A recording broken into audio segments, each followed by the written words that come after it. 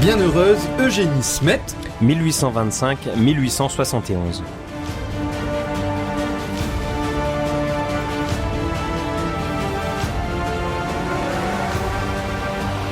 née à Lille en 1825, pensionnaire des Sœurs du Sacré-Cœur rue Royale à Lille, mais ne pouvant devenir religieuse en raison d'une santé trop fragile, selon son père, la bienheureuse Eugénie Smet développe un magnifique apostolat pendant 10 années à Los, avant de fonder l'Institut des Auxiliatrices des âmes du purgatoire au milieu du 19e siècle à Paris, qui va connaître un beau succès jusqu'en Chine.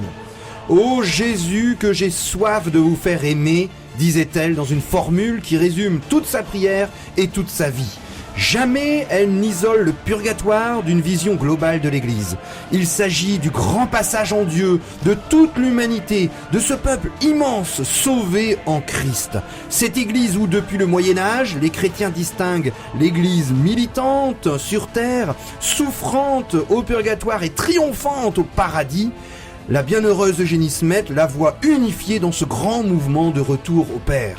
Dans ce 4e et dernier épisode de votre feuilleton spirituel Pèlerin de Dieu, à la découverte de la bienheureuse Eugénie Smet, devenue sœur puis supérieure Marie de la Providence, nous vous invitons à pénétrer sa spiritualité christocentrique et mariale, marquée par l'abandon à la Providence et une sollicitude amoureuse envers les pauvres souffrants de la terre et les âmes souffrantes du purgatoire. Pèlerin de Dieu avec Franck Bétoir et le Père Jean-Baptiste Masson sur RCF Nord-de-France.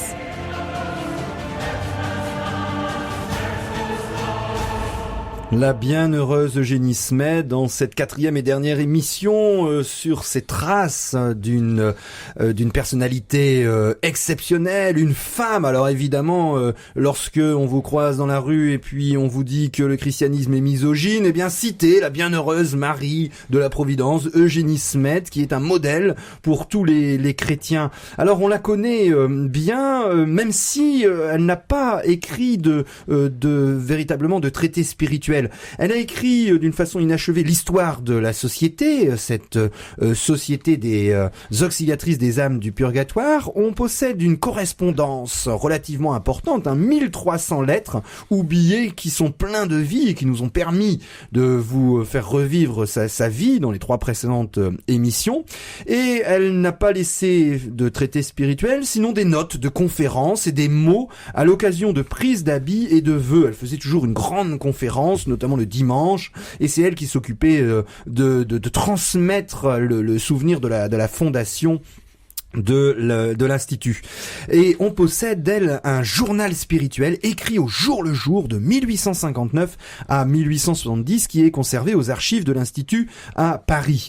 La doctrine spirituelle de la bienheureuse Marie de la Providence n'est donc pas à chercher premièrement dans ses écrits, mais au travers d'une personnalité séduisante, tout en contraste, et au travers de ses œuvres, de sa fondation. Cette vie rayonnante à partir de sa fondation, nous sommes en 1859, elle a 34 ans, elle est à Paris, et en dépit d'une santé fortement déficiente et de peines purificatrices qu'elle va offrir au Seigneur dans une grande foi, elle se partage entre la formation de ses sœurs, l'enracinement de l'Institut, qui, je vous le rappelle, va se développer rapidement en France, en Belgique et jusqu'en Chine, et le soutien de nombreuses personnes qui sollicitent ses conseils.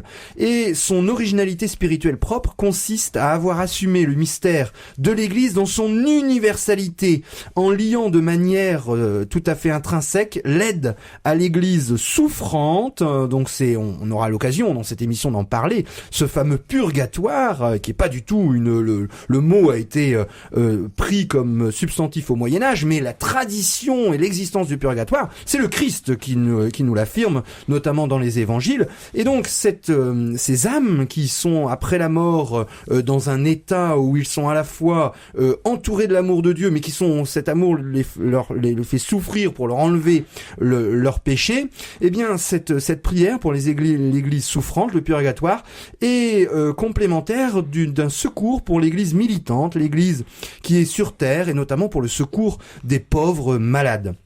Elle a donc un sens très vif de la communion des saints, ce grand mystère, cette grande solidarité surnaturelle qui unit dans la foi les vivants et les défunts. Alors, ce qui est le pivot de cet amour, c'est l'amour du Christ. Alors, chez Eugénie Smet, ça a été cette conscience, cet amour pour Jésus, pour le Christ, qui a déjà saisi son cœur d'enfant, et on la voit comme jeune fille à Los, vraiment aimer le Christ et vouloir le faire aimer. Alors, ça se manifeste par exemple dans la grande procession donc de 54 qu'elle voulait organiser dans la ville, où elle arrive à mobiliser toute la ville pour la procession du Saint-Sacrement. C'est de faire quelque chose de beau pour Jésus, lui dire cet amour et l'honorer dans le Saint-Sacrement. Et donc et elle a cette si vous voulez cette flamme et cet entrain qui est vraiment puisé à l'amour du Christ. Et donc ensuite c'est cet amour, aimer le Christ et le faire aimer, qui va la conduire à poursuivre cette œuvre. Et donc dans la spiritualité aussi de son époque, est très marquée par le cœur de Jésus, le Sacré-Cœur. Et donc on aime, il y a cet amour qui s'est manifesté par Jésus dans ce cœur manifesté en particulier à Paray-le-Monial, donc c'est dans cette spiritualité, ce courant de spiritualité française. Et il y a la nécessité de répondre à l'amour du Christ. Et cet amour, donc on voit dans l'image du Sacré-Cœur, traverse, c'est des couronnes c'est un cœur rayonnant qui est entouré d'une couronne d'épines.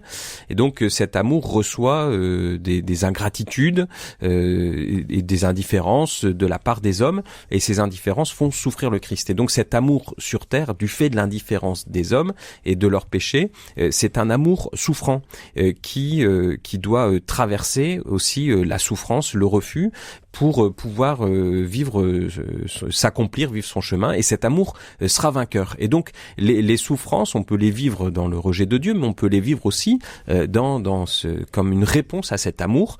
Et donc cette spiritualité, elle va la faire sienne, de vivre cette purification de l'amour qui passe par la souffrance. Et donc elle demande au Christ, elle va le demander toute sa vie, l'énergie. Elle dit, et sa prière notamment dans sa maladie: Jésus, donnez-moi l'énergie de ma souffrance. Mon Dieu, couvrez-moi de votre force. Mon Seigneur, faites de moi un bon et solide reliquaire de votre sainte croix. Et donc il y a cette spiritualité qui est pas centrée sur la souffrance, faut bien le comprendre, qui est centrée sur l'amour du Christ et qui passe par la souffrance. Et cette voie d'accès au Christ se fait, comme le Christ lui-même qui a voulu être un embryon dans le corps de la Vierge Marie, eh bien, la bienheureuse Marie de la Providence, Eugénie Smet, a une dévotion mariale tout à fait extraordinaire. À Lille, dans l'église Saint-Maurice, il faut restaurer la chapelle de l'Immaculée Conception. Eh bien, la bienheureuse Eugénie arrivera à vendre près de 3600 billets de loterie. Et c'est dans cette chapelle de l'Immaculée Conception qu'elle prête un vœu de virginité perpétuelle à la 27 ans. Pour sa chambre, elle désire une statue de Marie, on en a parlé dans une des émissions, afin que celle-ci y soit visitée et honorée, et elle arrive à l'acheter, et cette statue, elle va la garder, elle va l'appeler Notre-Dame de la Providence, elle va être le socle où les sœurs vont venir déposer leur joie, leur peine. Elle a 30 ans, elle subit un sérieux accroc de santé qui l'amène aux portes de la mort, elle a un abcès au palais qui se déclare, et puis le médecin, avec un coup de bistouri, provoque une grave hémorragie. Alors, elle ne peut rien absorber. Pourtant, elle rassure le prêtre qui, venu la voir, lui propose de se confesser. Je veux bien, mon père, se confesser, c'est absolument fondamental de se confesser pour un chrétien, mais je ne mourrai pas, l'œuvre du purgatoire n'est pas faite. Il n'y a pas d'anesthésie locale, on est au milieu du 19e siècle, et au moment où on doit lui recoudre le palais, elle demande que l'aiguille soit placée un instant au pied de Notre-Dame de la Providence, et lorsque elle sera nommée supérieure de la maison et de l'institut, elle fera comme une grande sainte Thérèse d'Avila, elle va placer un billet, un message. Elle va, déposer au pied de la Vierge Marie, de la statue de la Vierge Marie, 2 clés liées par une même chaîne. Une clé est censée ouvrir la maison et l'autre clé, les cœurs. Elle est tout à fait dans cette dévotion mariale qui est véritablement le secret des catholiques.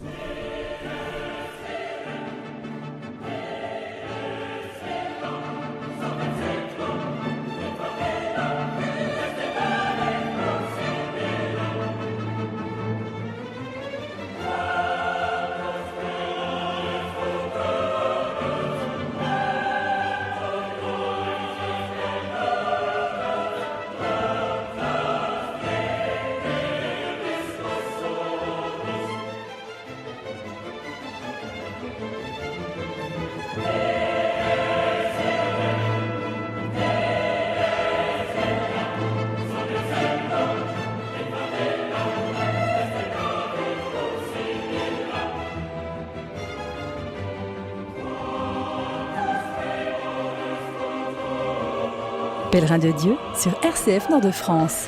Marie de la Providence, une des auxiliatrices pour le centenaire, avait écrit ce livre, Celle qui vécut son nom, Marie de la Providence. Et effectivement, on voit que elle a été, toute sa vie a été placée sous le signe de cette providence, avec donc une confiance fondamentale en Dieu, dont la puissance ne détermine pas les différents aspects de la vie quotidienne, mais les fait concourir à notre salut. Donc ça, c'est vraiment la foi en la providence qui pourvoit ce dont nous avons besoin pour notre salut.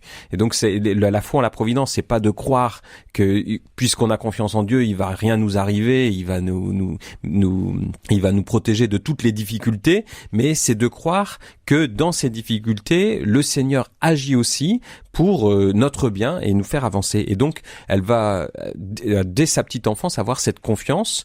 Alors, ça se manifeste par des petits actes de foi. Déjà, comme enfant, par exemple, il y avait cette circonstance où, elle attendait, elle souhaitait participer à une célébration à laquelle elle ne pouvait pas avoir accès parce qu'elle n'avait pas la tenue qu'il fallait. Et rentrant dans sa chambre, elle trouve la robe déjà préparée sur son lit au Sacré-Cœur de Lille quand elle y était élève. Et puis, ça va, cette confiance en Dieu, va se poursuivre toute sa vie et de nombreuses fois, le Seigneur va pourvoir. Alors, notamment quand elle part à Paris, elle n'a pas de maison, il y a rien. Elle va, on la traite de folle et d'inconsciente puisqu'elle part dans des conditions où elle a absolument rien pour fonder cette œuvre. Et donc, elle répond à l'archevêque: Monseigneur, trouvez-vous plus extraordinaire que la Providence me fasse trouver une maison alors que toutes les maisons de Paris lui appartiennent? Donc, elle a cette confiance-là, et effectivement, le Seigneur va, à travers les difficultés aussi, les épreuves de la vie, pourvoir, et l'œuvre va se fonder, et à chaque fois, ça va être sous le signe de cette providence qui prend soin d'elle. Et qui accompagne le développement de cette œuvre. Oui, alors une spiritualité christocentrique, une dévotion mariale, un abandon à la providence, et là elle va recevoir une formation, une spiritualité aussi ignatienne, c'est-à-dire de Saint Ignace de Loyola, ce grand saint du XVIe siècle qui va renouveler en partie l'Église de son temps en fondant ce magnifique ordre des jésuites qui va mener qui va réussir à faire repartir l'Église catholique dans ce temps troublé des guerres de religion. À 17 ans, c'est un jésuite. Elle est encore au Sacré-Cœur de Lille, rue Royale, et puis elle fait la retraite des Grandes. Elle va bientôt quitter le pensionnat. Et la bienheureuse Eugénie Smet appellera cette année-là celle de sa conversion. Elle pratique les exercices de Saint Ignace qui l'ont véritablement touché, cette jeune fille ardente. Et d'ailleurs, pendant toute sa vie, tous les 25 janvier, elle va revivre cette journée dans la reconnaissance et dans la reprise de l'offrande initiale. Prends Seigneur et reçois toute ma liberté. C'est beau, hein, on peut se souvenir toute sa vie, par exemple, du jour de son baptême, le moment où on a reçu l'Esprit Saint. On peut se souvenir du jour de notre conversion. Et c'est ce que va faire la bienheureuse Eugénie Smet. Alors, ces exercices spirituels, c'est tout à fait étonnant. D'ailleurs, le Saint Ignace va dire, c'est ce qu'il a écrit pendant plus de 25 ans, de 1528 à 1535, et c'est un manuel de pédagogie spirituelle. Il dira qu'il a mis tout ce qu'il avait de meilleur. Ça se vit en 30 jours, et c'est une suite de méditation et de contemplation étalée sur 4 semaines. Saint Ignace débute les exercices par un principe et un fondement. L'homme est créé pour louer, respecter et servir Dieu, notre Seigneur, et par là sauver son âme. On a un examen de particulier quotidien, et puis il y a les 4 semaines. Alors la première semaine, appelée vie purgative, se compose en différents exercices pour répéter une sorte de méditation sur la mémoire, l'intelligence et puis sa volonté, pour aboutir à une confession générale. Et puis la deuxième semaine est appelée vie illuminative, où on a la contemplation sur les différentes journées sur les grands mystères de la foi. Et on revoit le mystère de Noël, on revoit le mystère de la présentation au temple, on suit Jésus. C'est vraiment très concret sur la vie de Jésus, on revoit tout le parcours de Jésus pendant la deuxième semaine. Et enfin, à la fin de cette deuxième semaine, on intervient l'élection, c'est-à-dire la réponse de l'âme. Une fois qu'elle a enlevé ses péchés, une fois qu'elle reprend toute la vie de Jésus et qu'elle comprend que Jésus veut l'aimer, eh bien, elle doit elle-même se livrer, répondre, pour se faire basculer dans la troisième et la quatrième semaine qui peuvent être attachées à la vie unitive, c'est-à-dire la contemplation de l'amour du Seigneur. Et ces exercices spirituels vont avoir un développement tout à fait incroyable.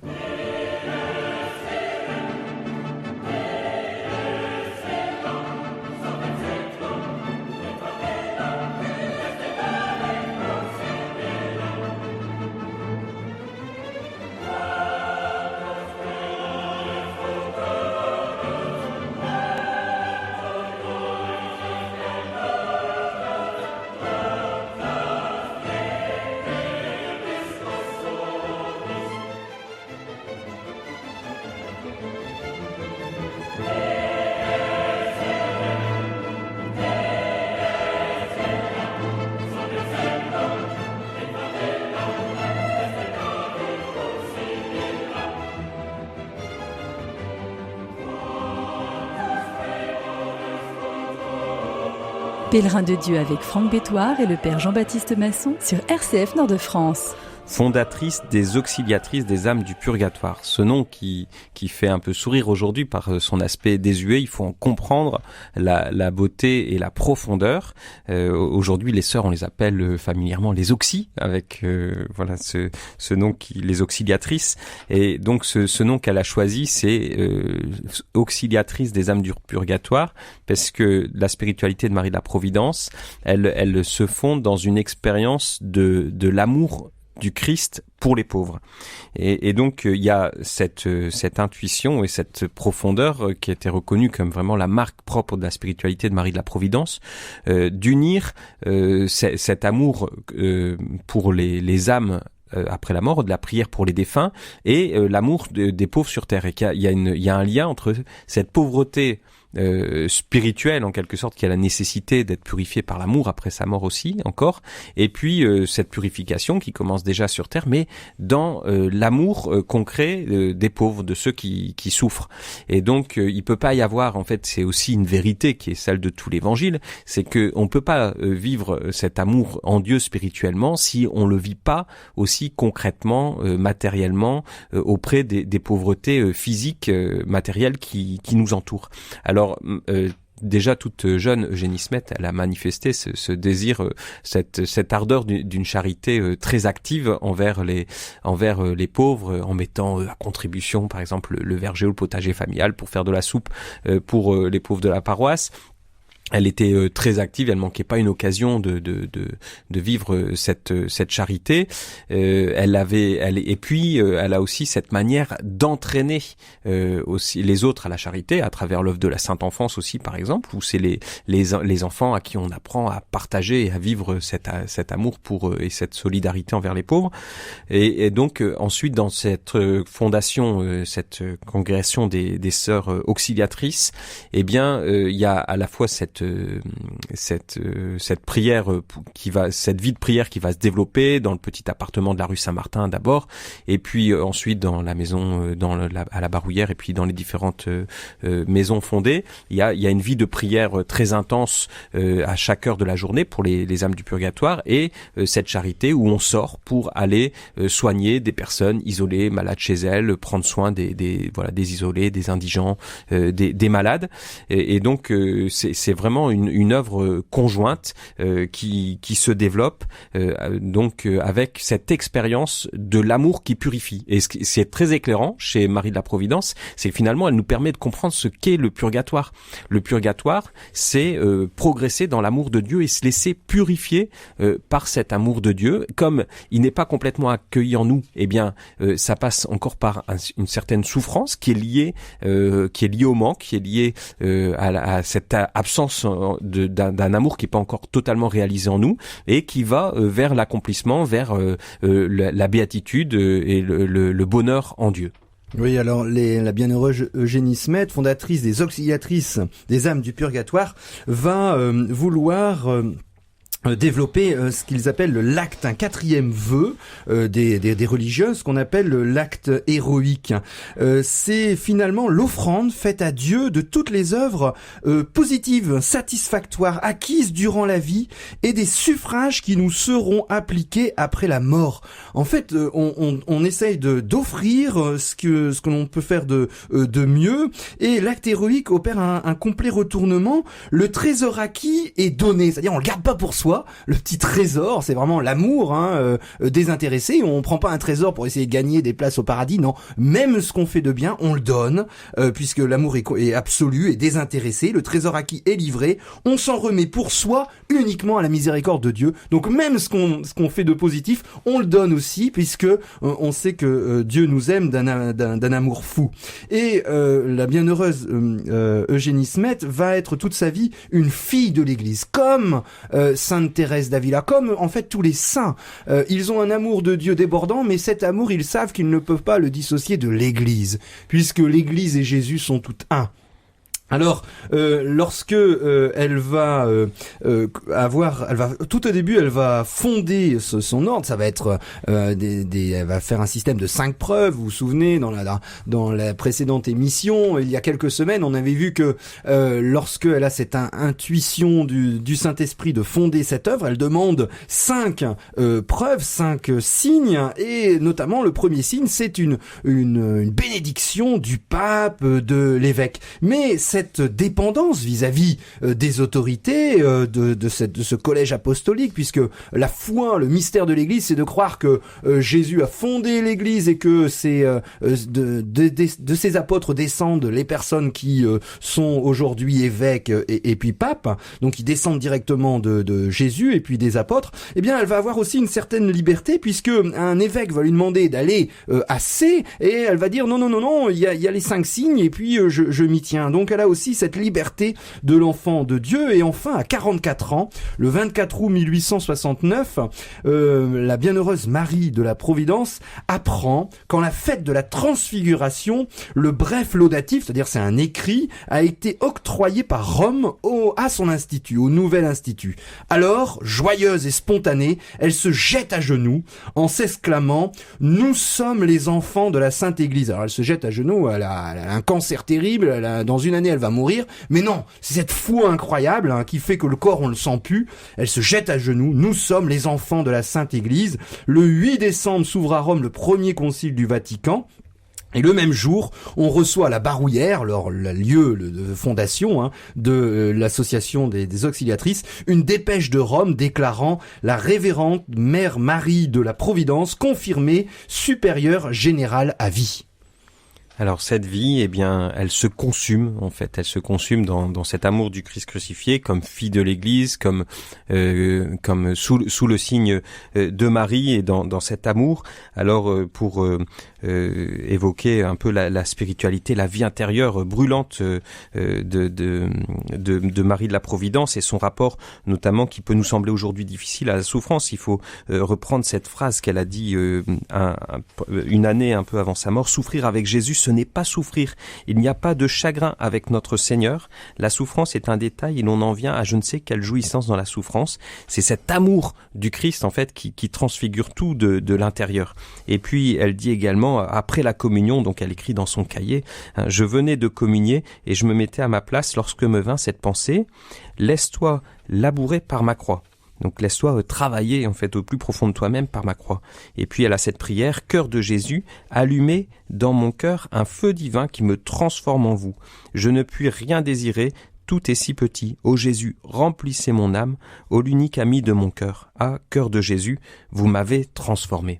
La foi de l'Église nous invite à croire au purgatoire dans ce moment où l'amour de Jésus, le feu, et alors c'est tout à fait étonnant avec cette image du feu, puisque certains auteurs ont parlé du feu de l'enfer qui est simplement l'amour de Dieu, mais ce feu de l'enfer fait mal parce qu'on ne veut pas l'atteindre. Le feu du purgatoire, lui, nous permet de nous purifier, et enfin le feu du paradis, lui, nous permet d'avoir une béatitude, une lumière tout à fait resplendissante.